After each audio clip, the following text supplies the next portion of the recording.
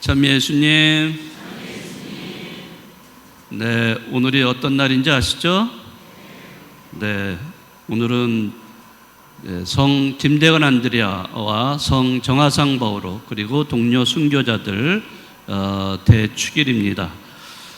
네, 이분들은 이제 1984년에 그 성 요한 바오로 2세 교황님이 우리나라에 오셔서 시성을 해서 103위 성인이 되신 분들입니다.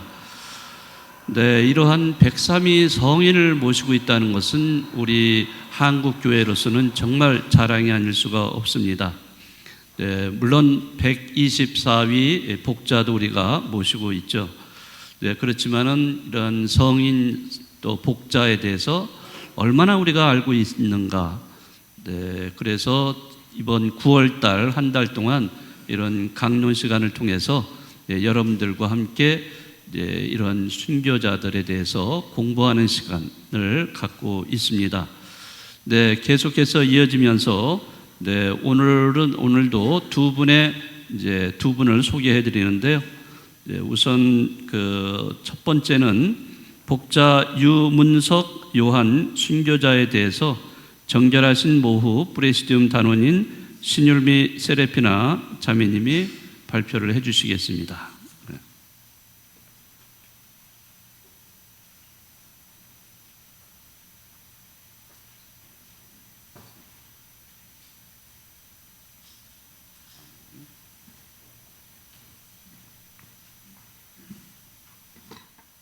전라도 성지 진명자산에 묻혀 계신 분들과 십자고상에 대해서 소개하려 합니다. 전주 초남이 마을의 거부의 아들로 태어난 유한검은 과거 시험을 준비하던 중 친척인 권철신의 집을 방문하였을 때 십자고상과 천주교 서적을 처음으로 보게 되어 깊은 감회를 받고 동생인 권일신에게 교리를 배워 이승훈에게 세례를 받고 고향으로 내려와 호남의 사도로서 복음을 전하기 시작하였으며 가족은 물론 특히 인간 대접을 받지 못하고 살던 노비들에게까지 복음 선포에 앞장선 유한검은 호남 일대의 신앙 공동체의 중심이 되었다. 이듬해 이승훈을 비롯한 지도층 신자들 모임을 갖고 이미 성직자를 임명했다. 유한검도 전라도 지역의 신부로 임명되어 미사 집정과 성사를 주곤 했었다. 뒤늦게 알게 된 이런 행위가 독성죄에 해당된다는 사실에 유한검은 성무 활동을 중단했다. 또한 천주교는 조상 제사를 금지한다는 사실에 양반네들이 교회를 떠났고 신부의 부재를 감지한 교회의 지도층들은 북경으로 사람을 보내어 주문모 신부를 조선에 입국시키는데 유한검은 많은 공로가 있었다. 전라도로 주신부를 초청하여 유한검의 집을 방문하고 인근의 신자들에게 성사를 주고 미사를 집전하였다. 유한검의 장남 중철은 일찍 세례를 받고 신앙 안에서 성장하였다. 중철은 신앙이 깊어지면서 평생을 동정으로 살겠다고 결심했고 자신의 결심을 아버지와 주신부에게 밝혔다. 그 후 2년 뒤 한양에 있던 이유나 마테오의 딸 이순이 누갈다는 한양가의 양반집 자녀로 아버지는 돌아가시고 어머니 스라에서 어려서부터 학문을 익혀 어머니와 열심히 교리를 실천해 나가며 오로지 영혼 구원에만 몰두하였다. 주신부께 천영성체를 하고 이때부터 이순이는 성체를 모시며 덕행을 쌓는 데만 마음을 쏟았다. 천상 배필을 위해 동정을 지키기로 결심하고 어머니께 고백하였다. 조선시대 땐 처녀 총각이 혼인을 안 한다는 건 큰 흠으로 여겼기에 어머니는 크게 놀랐지만 딸의 선택을 허락해 주었다. 주신부께도 동정에 대한 이야기를 나누었다. 순간 주신부의 머리를 스쳐가는 인물이 생각났다. 전주 초남이의 유한검의 장남 중철이었다. 곧장 사람을 보내어 두 사람의 혼인을 주선하였다. 이순이는 얼마 후 초남이로가 남편을 만나 시부모를 모신 앞에서 동정을 서약하고 온의로 살겠다고 다짐하며 혼배를 올렸다. 이 동정 부부는 4년을 사는 동안 고비가 있을 때마다 기도와 묵상으로 위기를 넘기기도 했다. 이 동정 부부를 한국사는 진주로도 상징한다. 이순이의 시아버지 유한검은 신유박해 1801년 3월 전라 가명에 가족으로는 첫 번째로 체포되어 대박정례 사건에 깊숙이 관여됨에 대역 부도죄로 능지 처참과 바가저택을 받고 풍남문 밖 지금의 전동성당 부지에서 처형되었다. 그의 나이 46세. 이에 남편 중철도 체포되어 전주 가병으로 끌려가 교수용으로 순교하였을 때 22세였다. 그해 9월 남아있는 가족 모두 연좌형에 따라 체포되어 전주 가명에 갇혔다. 옥에 있는 동안 이순이는 천주님을 위한 순교의 길로 가자고 가족 모두에게 위로와 격려를 하며 흔들리지 않게 계속적으로 권면했다. 이순이는 불려나가 사형 선고를 받고 모진 매질을 당하고 왔다. 그럼에도 이순이는 아무런 고통을 느끼지 않았으며 4, 5일 후에는 병벌에 의한 상처도 말끔히 나았다. 이 대목에서 다니엘 3장 92절이 생각났습니다. 활활 타오르는 불가마 속으로 던져진 사드락과 메삭과 아벳느고의 결박이 풀린 상태로 불 속을 거니는 게 아닌가, 또는 몸의 상처 또한 깨끗해졌다는 내용에서 주님 함께 계심을 알았습니다. 이순이는 계속 가족 모두 순교의 길로 가겠다는 결심을 이루자 마음의 평화를 누리며 주님 곁에 간다는 기쁜 마음으로 그날이 오기를 기다렸다고 한다. 이순이가 옥중에서 언니에게 보낸 서한 중에 한 부분입니다. 제가 이 십자가를과 이거는 고상에 달려있던 거고요. 이 묵주에 달려있던 고상이고, 이거는 십자 고상인데 이거에 대해서 제가 잠깐 읽어드리겠습니다. 1914년 일제시대 때 초남이에 바우백이라고 하는 고인돌 같은 게 있다고 했습니다. 전라 가명에서 순교한 유한검의 그 처와 장남, 차남, 제수 조카를 7개가 그곳에 매장되었었대요. 근데 일본 것들이 그곳에 과수원을 하겠다고 묘를 파내라고 해서 동네에서 인부를 구해 파묘를 하던 중 이순이 묘에서 손에서 한 번도 놓지 않았다는 묵주와 고상이 나오니 인부가 슬쩍 해서 가져갔는데 죽을 때가 되니 그게 좀 걸렸던지 부인에게 고백해서 전동성당 보드레 신부님께 갖다 드렸고, 100년이 넘어 초남이에 묻혀있다 세상의 빛을 보게 되었습니다. 그 7분의 복자는 지명자산에 모셔서 많은 순례자들이 참배하고 있습니다. 이 고상을 제가 가지게 된 것은 지명자산의 활성화와 정화 사업의 일환으로 전주교구에 복제품을 만들어 몇몇 분당에 한정 판매를 해 이 귀한 유물을 제가 소장하게 돼 여러분에게 보여드리게 되었습니다. 저는 이분들의 유지를 받들어 주님의 영광이 저에게 바랄 때 부끄럽지 않은 딸이 되도록 항상 하느님께 순종하며 모든 이들의 표양이 되는 삶을 살겠습니다. 감사합니다. 유한검의 전주 지역에서는 어마어마한 부자였습니다. 그러니까 요한검은 그 땅을 엄청나게 많이 가지고 있어서 뭐 서울까지 올라가는 그 길들이 다 뭐 그분의 땅이었다 뭐 이런 얘기도 있어요.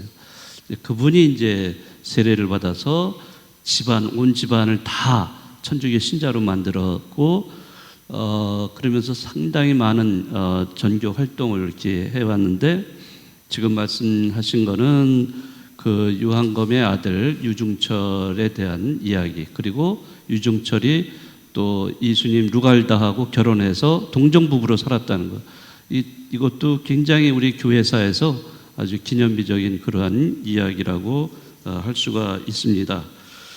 네, 제가 이제 원래 이제 원했던 거는 이제 그 유중철과 이순이 누갈다에 대한 이야기보다도 유문석이라는 이 복자 유문석 요한 복자에 대한 이야기를 좀 말씀을 드렸는데요.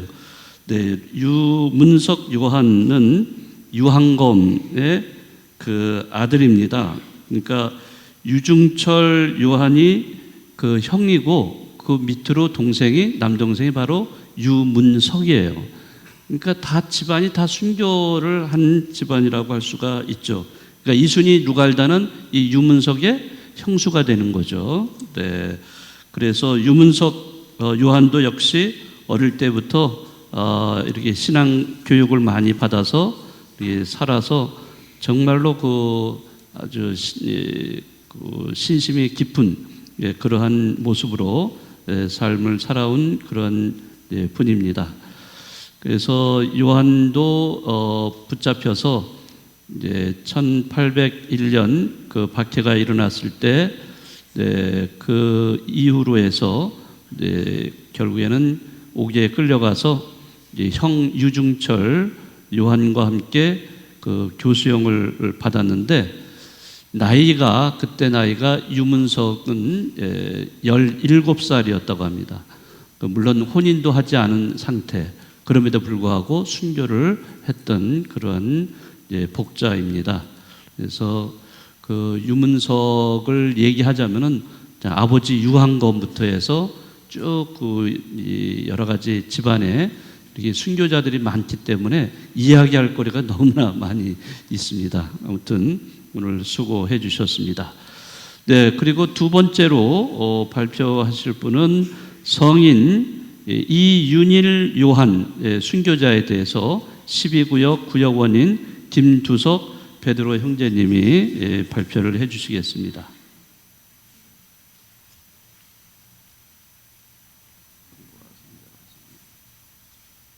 안녕하세요. 저는 12구역 김두석 베드로입니다. 우리나라 103인 성인 중에 103인 중 103번째 성인이신 이윤일 요한님을 소개합니다. 성인 정보를 검색해 보니 약간 차이가 있어가지고 대구 대구교구 관덕정 순교기념관의 자료를 인용합니다. 관덕정은 당시 사형터를 의미합니다. 성인은 충청도 홍주 중인 집안에서 1815년 모태신앙으로 태어났습니다. 성인은 부친 때부터 전 가족이 천주교 신앙을 가지게 되었고 성인의 외모는 키가 큰 데다가 수염을 기르고 있어 위풍이 당당하셨고 성품은 순양하여 남을 꾸짖거나 타단한 일이 없고 항상 화평한 모습이고 부친에 대한 효성이 지극했습니다. 활동사항으로는 성인은 고향을 떠나 홍주를 떠나 상주 각골에 살다가 부친이 그곳에서 세상을 떠나자 성인의 처갓집 식구들이 많이 살던 문경 보항리 여우목으로 이사를 합니다. 여우목은 소백산맥이 높고 험준한 대미산 1115m 중턱에 있습니다. 일종의 외지죠. 당시 나이 24세. 여우목에서 농사를 짓고 살던 성인은 온화한 성품과 독실한 신앙으로 수계생활을 열심히 하여 성인은 그곳에서 공소가 뭐냐, 신부가 상주하지 않고 순회하는 지역입니다. 공소회장으로 활동하면서 외교인들을 건면하며 천주교회의 많은 사람들을 입교시켰고 신자들을 잘 이끌었습니다. 27년 세월이 흘러 1866년 기해박해가 시작될 때 1월에 경북 예천에서 큰아들이 체포되어 공주에서 순교합니다. 10개월 후 11월 18일 문경에 문경 퍼즐들이 유목으로 들어닥칩니다. 성인은 각오한 바가 있어 도망하지 않고 그들을 맞이합니다. 성인 가족 8명과 동네 교 합쳐서 30여 명이 문경 감옥에 갇힙니다. 문경 현감은 신자들을 잡지 아니한 죄로 면직되어 현감이 공석 중이라 문경 감옥에 3일 있다가 상주 진영으로 압송되고 상주 진영에 잡혔을 때 잡던 사람이 70여 명이 되었습니다. 그 중에 20여 명이 순교합니다. 성인은 큰 칼을 쓰고 약 2달간 갇혀 여러 번 혹형과 고문을 받습니다. 이때 감옥에서 2살 난 소녀도 죽습니다. 이 와중에도 아침 저녁으로 기도를 드리고 항상 웃으면서 즐거워했습니다. 상주 감옥에서는 신자들을 3편으로 갈라놓습니다. 첫 번째는 여자와 어린 아이들처럼 풀어줄 사람 또는 배교한 사람, 둘째는 죽여야 될 사람, 배교 거부자, 세 번째는 성인처럼 사개수라하여 공개 처형을 하여 효수할 사람으로 나눕니다. 이때 성인의 아들과 큰며느리, 모친과 누이가 풀려납니다. 그러다가 성인이 대구로 참수당하러 갈 때 자손들을 불러 모아 이렇게 훈계를 합니다. 나는 이제 참명하러 가니 너희는 가서 열심히 수계하다가 나를 따르라. 그리고 치명하는 장소에 따라오지 말고 치명하는 장면도 보지 말라고 유언처럼 말씀하십니다. 상주에서 경상감력 대구로 끌려온 지 3일째 되는 날 1867년 1월 21일 아침 음식상을 한 상 받습니다. 이성에서 마지막 식사죠. 식사를 마치고 사행터로 나와 4명 중 첫 번째로 집행됩니다. 성인은 자기 주머니에서 옅잔 5냥을 망나니한테 주면서 이성에는 이런 것이 필요 없다네, 저성에는 이런 것이 필요 없다네, 그러니 나를 위해 수고나 자네들에게 주는 것이니 받아주게, 자네들이나 나나 고생하지 않기 위해 한 칼, 단칼에 내 목을 잘라주게 라고 이야기합니다. 성인은 형태를 엎드렸다가 다시 일어나 성호를 꺾고 스스로 엎드립니다. 이렇게 성인은 간덕당 행장에서 장날에 많은 사람들이 지켜보는 가운데 참수당하여 순교하셨고 당시 성인 나이 52세였습니다. 그 후 얼마 안 돼 둘째 아들도 순교를 합니다. 끝으로 소감 한마디 올립니다. 멸문제하를 당하고도 하나님의 나라에는 천국이 있다는 굳건한 믿음으로 성인들의 거룩한 순교가 밑바탕이 되어 오늘날 대한민국은 크게 그리스도교 천주교가 분성하는 나라가 되었다고 생각합니다. 그리고 믿음이 약한 저에게도 성경과 같은 큰 믿음이 있기를 간절히 기원해 봅니다. 이상입니다. 감사합니다. 네, 수고하셨습니다. 지금 아주 자세하게 이윤일 요한 성인에 대해서 잘 설명을 해주셨습니다. 네, 아무튼 공소회장까지 그 당시에 활약을 하면서 순교하신 분인데요. 네, 대국교구에서는 대국교구의 제2의 주보 성인으로 모시고 있는 분이 바로 이 이윤일 요한입니다.